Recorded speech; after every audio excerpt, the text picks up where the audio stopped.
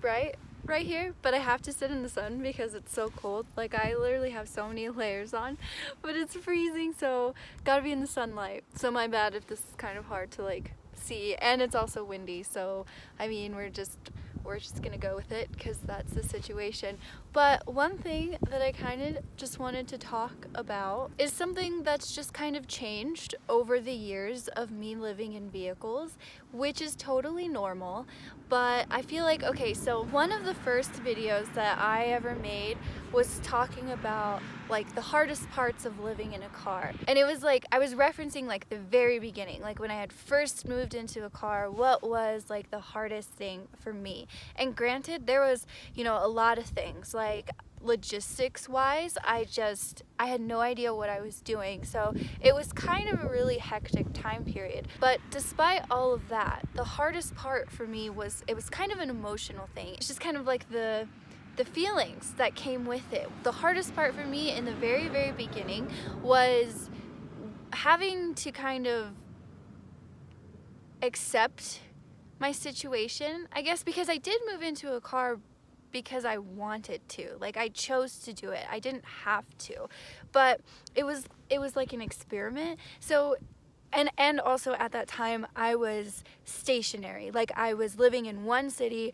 I still had a 9-to-5, but I was just living in my Mitsubishi Lancer in the same city all of the time. The travel hadn't really manifested itself yet as part of my like lifestyle, I guess. So then, because that was like my circumstance, what I found to be the most difficult was kind of telling people, I guess, like when they asked me where I lived, or if they wanted to come over to my house, or if they wanted to pick me up from my house, things like that. It was just really hard for me to fully accept, like, I live in my car, and that's okay, and I can tell people that I live in my car and not be embarrassed about it or ashamed of it or feel weird or, you know, worry about, obviously on their end, what's going to go through their head even if they don't say anything. So just kind of like overcoming that initial obstacle of like other people's opinions and judgments, and even my own, you know, even my own preconceived opinions about what kind of people live in vehicles, you feel? It was kind of like, I'm a totally normal person. I'm not like dirty and smelly. I have a job. I'm going to school. Like, if you didn't know that I lived in my car, like, you wouldn't know that I lived in my car. But anyways, that was the hardest part in the beginning. So fast forward a couple years later, it was kind of like, you know, revisiting the subject. Like, what is the hardest part? And it's still, you know, it's not the logistics at all, which is reasonably what you might think, you know, like at first glance, because it is, like, sometimes it's really hard to find parking, and sometimes it's really hard to figure out, like, everything's a little bit more work, like washing dishes, taking showers, just everything. Anyways, although all of that stuff at times can be difficult, I still think that the hardest thing is really, it comes down to like, it's tough on the heart. And what I mean by that is, like, so for example, not that long ago, I managed to, one of my best, how am I going to tell you this? This is like, I'm like really jumbled. So one of my best friends, she also kind of lives like a traveling lifestyle, a little bit different, but she very similar anyways. And I hadn't seen her in, man, I really don't know how long. Like, we keep in touch, definitely, but I just hadn't physically seen her or gotten to spend time with her in what felt like forever. And it's been at least a year, maybe 2. And when I do see her, sometimes it's so like, just like in passing, but for the longest time, we just hadn't been in the same place at the same time, or our routes like just didn't line up.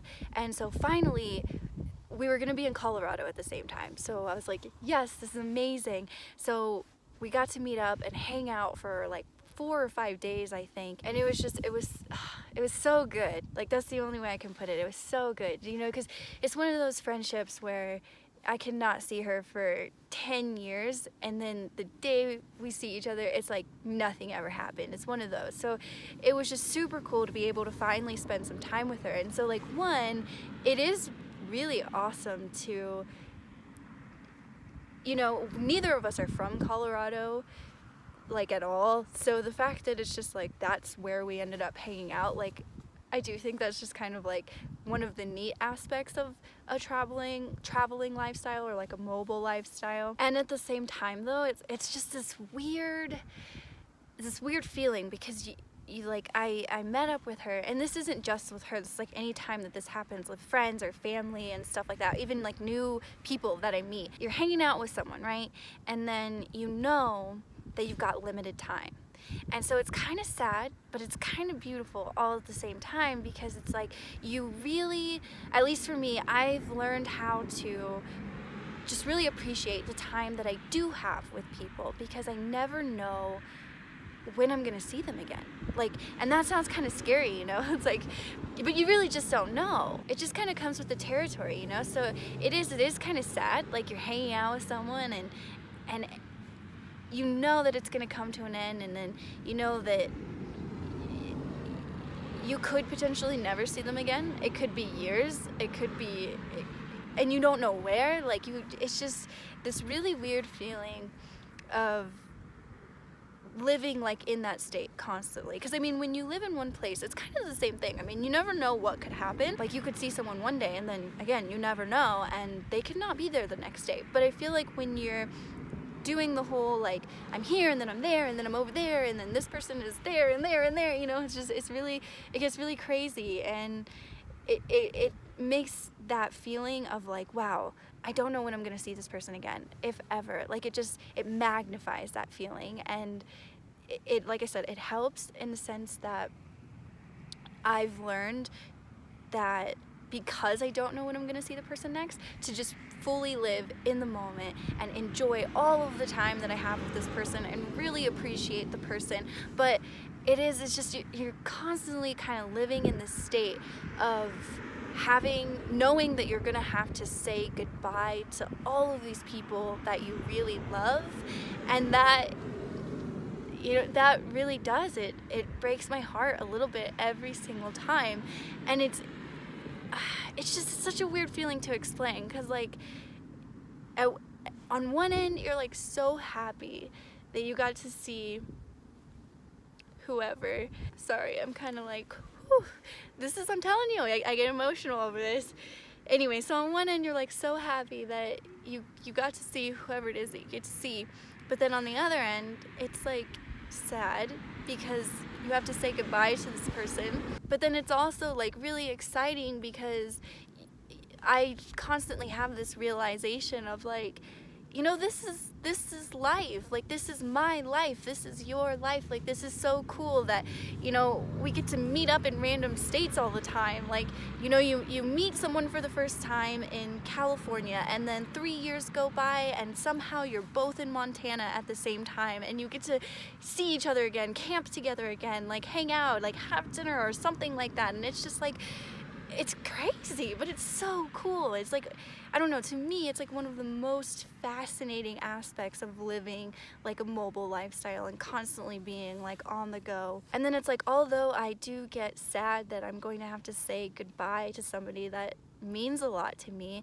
I'm still at the same time really excited for like where I'm gonna go next and what the next adventure is and everything. And then the hard part too is that it's not like any of us are forced necessarily to be in one place or the other. So it's like, technically, if we really wanted to, like, we could just, you know, I don't know, like hang out longer.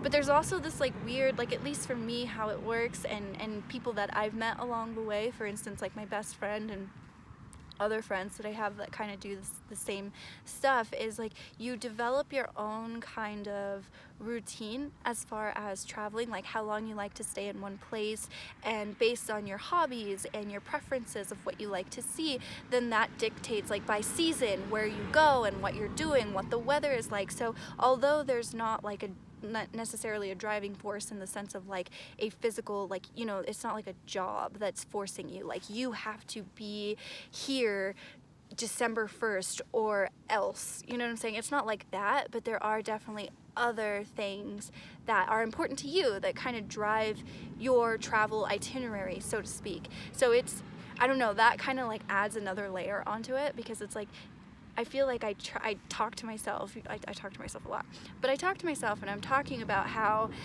you know, it's really painful. You know, I see my mom and I love spending time with my mom and my family and hanging out with them and everything. But then it's like, it's so easy technically to like see them and hang out with them and keep hanging out with them. Like, it's like if I don't want to leave them, then technically I don't have to. And it's like I never actually do want to leave them, but like I just, the world is so big and I have to go. I just have to go. And it's, I don't know, it's such a weird feeling to explain, this like idea of like feeling like you have places to be, but you kind of don't, but you kind of do. And there's all these people that you love that are in a bunch of different places, and you're just constantly living in this vicinity of like loving them so much when they're in front of you, because you know that they're not always going to be in front of you.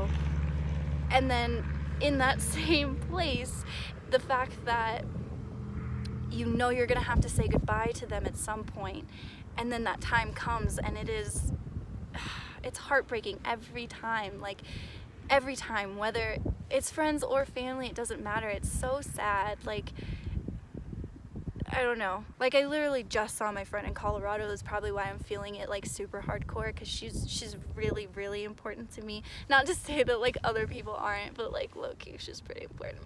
And I had to say goodbye to her. But then, you know, it's like at the same time, I'm somewhere else and I'm waiting on other friends to meet me up here. And so then I'm gonna get to see them, which again is super exciting, but I'm still like sad that I had to say goodbye to her, and I'm not sure when I'm gonna see her again, but I'm really excited to be in a new place, and I'm really excited to meet up other friends.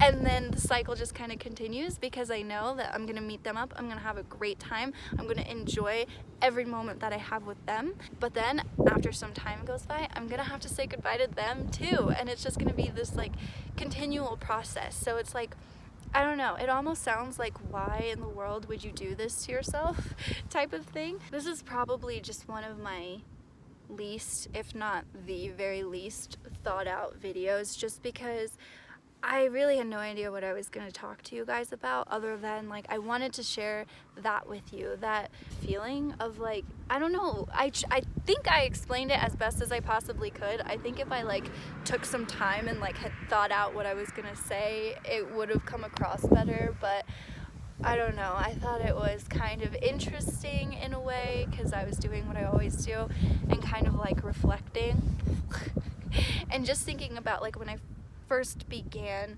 living in vehicles, the hardest part for me was being able to be open about my lifestyle and my decision, and really fully accepting this idea of I live in a car and that's just the way that I want to live my life, and that's fine. It's actually great, you know, but what I'm saying is like coming to terms with that within my own heart, and then being able to be open about it with other people and share the experience, versus, so that was like the hardest part, versus, you know, like almost 5 years later, and the hardest part is still, it's still a heart thing, it's still a feeling thing. I don't want to sound like I'm complaining. Like, I'm not trying to complain, because I love the lifestyle that I've created for myself.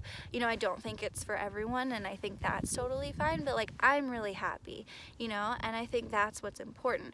But at the same time, I think everything comes with pros and cons and negatives and positives. And this, you know, for some people, they could live in a van and travel constantly and this like not be an issue for them. I think that would be great. But for me, it's just, that's probably the toughest thing. Anyways, so I hope that you guys didn't take this as me complaining. It was more of just like I wanted to share my thoughts, and I hope that you enjoyed it. If it was enjoyable, I don't know, maybe you just found it interesting or whatever. But yeah, I will see you guys next time. We could be anyone we wanna be.